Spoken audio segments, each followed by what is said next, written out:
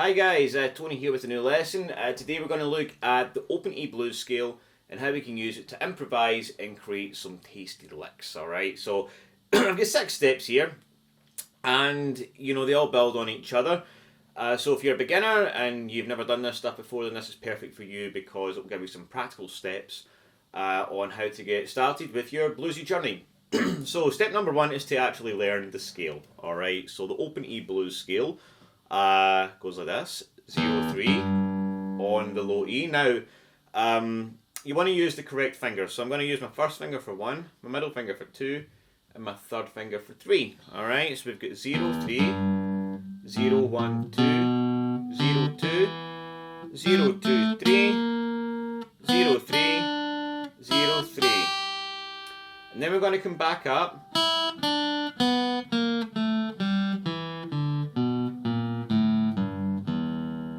Okay, now when you go up and down, you want to, you don't want to start at the top then start at the bottom again.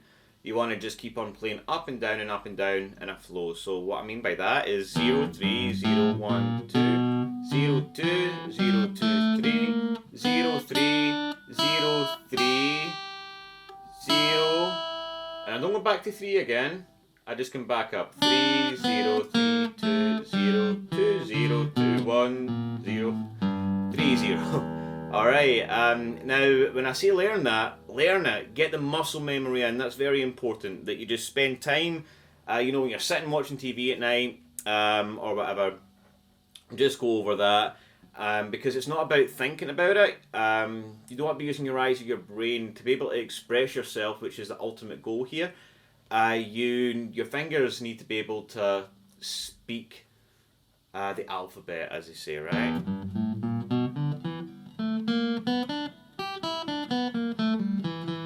You don't want to have to use your brain. You should be able to just go up and down that naturally. And that just takes a bit of time, but it's worth putting it in, alright? So any chance you get, go up and down that scale. Now you might want to, you might be frustrated at the next part, which is to use alternate picking. Okay, but that is important. I'll tell you, I was guilty myself of just down picking this when I first started learning it, because it was easier. But eventually, to get a really good flow and feel with the scale, you will need to eventually learn alternate picking. So it's worth just getting through that now. And once you start, like everything else, it gets a lot easier and a lot more natural. So what I mean by alternate picking is going down, up. So down, up, down, up, down, up, down, up. Made a mess of that myself.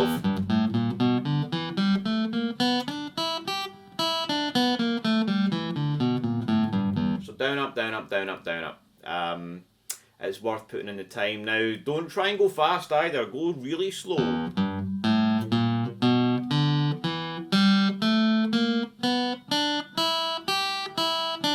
Because again, you're developing muscle memory. You're not going to be able to do it fast right away. Eventually you will pick up speed, but get the notes down first. Get them down well. And yeah, that is step number 1. So step number 2 is to learn the notes in triplets. Okay, so listen to the scale here. So if you just played the scale normally,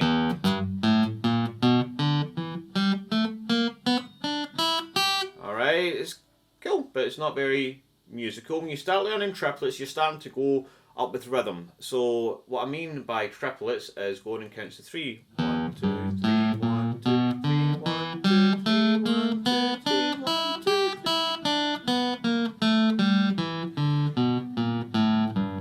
Alright, so start going up with that kind of rhythm.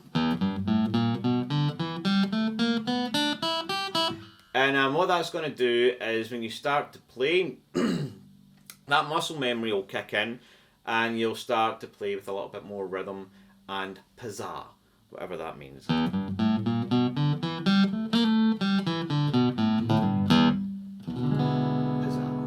Alright, so that's step number 2. So step number 3 is to get creative. Alright, get creative with the scale. So, we're going to start really simply. The blues is all about simplicity. It's not about playing a bunch of notes really, really fast. and doing lots of complex things. You know, the greatest blues players like B.B. King only used a couple of notes most of the time, and it's all about expression and the feel, alright? And it's not about playing fast, it's just about playing the notes with some sort of intention behind it. So we're going to start with the root note, which is the E note. In the E scale, it's going to be the E note, right? Just like if it was the D scale, it would be the D note, etc. All right. So the E note, we've got the the low E string, the high E string open, and then 2 on the D string. So we're going to just use the 2 on the D string, and I've got a little backing track recorded on the looper here that you'll have seen during the start. Now, you can just go into YouTube and search a backing track in key of E, a blues backing track, preferably. And we are just going to use one note, alright? So, and this might sound, simple, but it's a very worthwhile exercise doing. How creative can you be with just one note, alright? So, I'm going to start with this note. I'm going to play. Find the feel.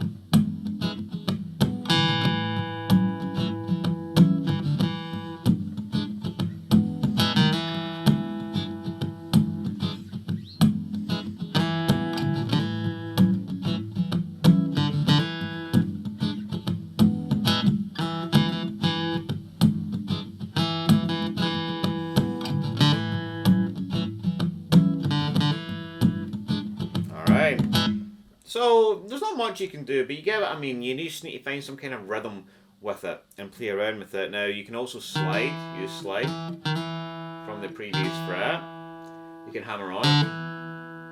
You can use some vibrato if you can. But mostly it's about finding some kind of rhythm and some kind of intention behind the note. Alright, so have a little go at that, practice that.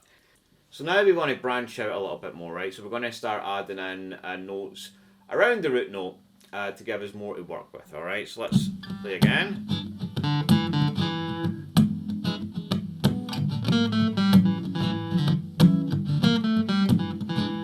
And a cool thing to note is rather than try to play something different every time, when you find something that sounds kind of cool, you can repeat it. That, and give it a cool groove.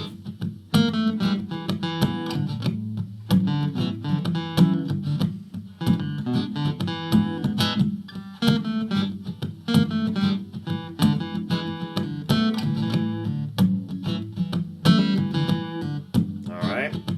So, and hopefully you get where I'm going with this, so we can kind of branch out a little bit further, and then we can also bring in the other root notes, right? So let's and experimentation is key here, so I would advise you just to get a backing track on and just start experimenting, have fun with it. Again, try and find a cool groove. Alright, so we'll start at the top now.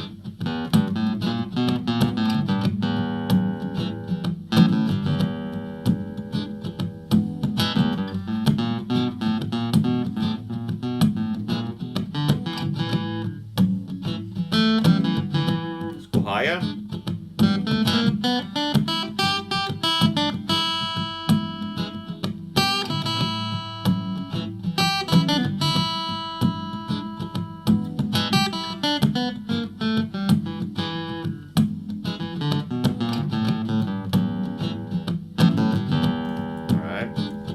And you start to pick up things as you go, right? That's a cool little trick here. This is a hammer-on pull-off on the first fret, and then 3-0 on the low E. So you do start to pick up licks as you go along, but again, I don't want you to get caught up in that. Just have fun, improvise, just enjoy the creative process. All right, and that is it for step number 3. Step number 4 is giving us even more notes to work with. We're going to look at the extension of the blues scale, okay? So we've got...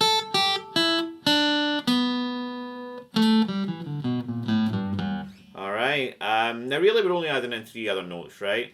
5 in the high E, 5 in the B, and 4 on the G. Alright, so but we're going to really concentrate on these 4 notes here. 3, 5, 3, 5. Alright.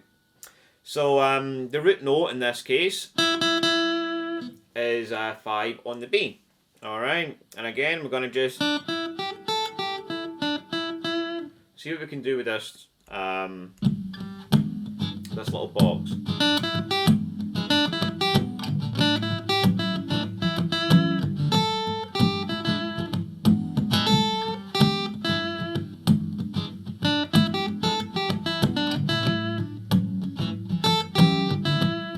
Alright, so what I'm doing here, I call this a little bluesy nudges. Alright, so again, once your fingers start to get comfortable using these positions, they get a little bit stronger, and you can bend the strings a little bit. That's in 5, 3, and then the root note here on 5 and B. Right, so try that.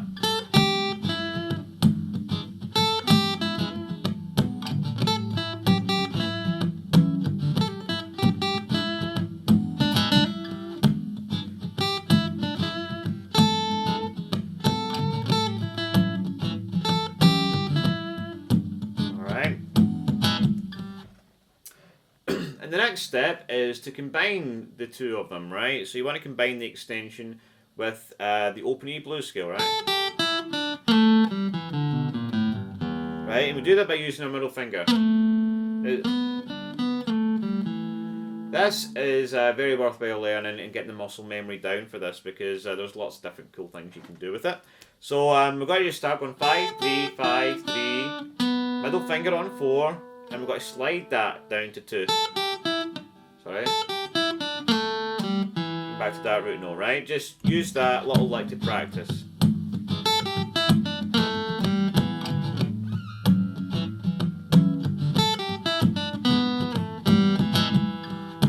Right, just try to be musical with it again.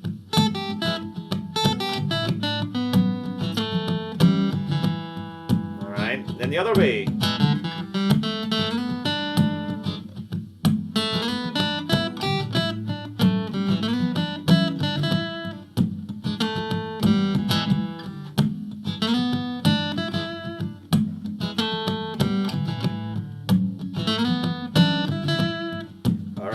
And it's really about just getting that movement back and forward. Alright, it's a really popular little lick to use, you know, for example, like Pink Floyd, Wish You Were Here, for example, just one of many examples where you're using that little space.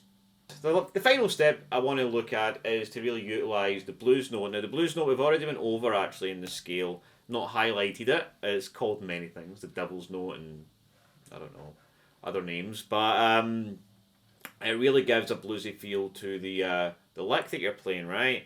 So let's look at the blues note in the different positions. So here, the box we were just looking at, if we look at the 6th note in the high E. Now the note doesn't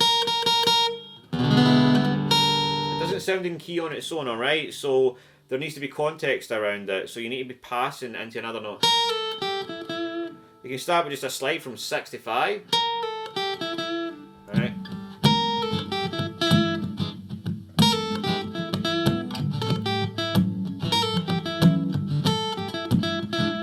Alright. And you can slide in and out.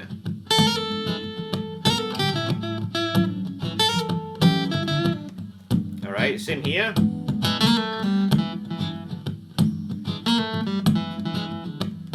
Alright, and already kind of taught you a little bluesy lick here. Alright, again that's the blues note on 1 on the A string.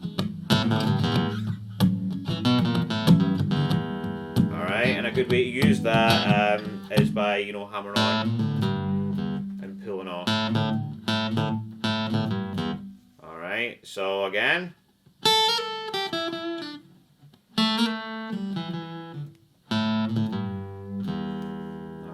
And just try and implement them into your improvisations. Alright, and that is, you know, so a lot covered in a short space of time. I don't expect to get it all right away, but these are just some of the things that I really picked up on my journey and have been super helpful, so I hope you found them helpful too. Alright guys, take it easy and I'll see you again for a new lesson.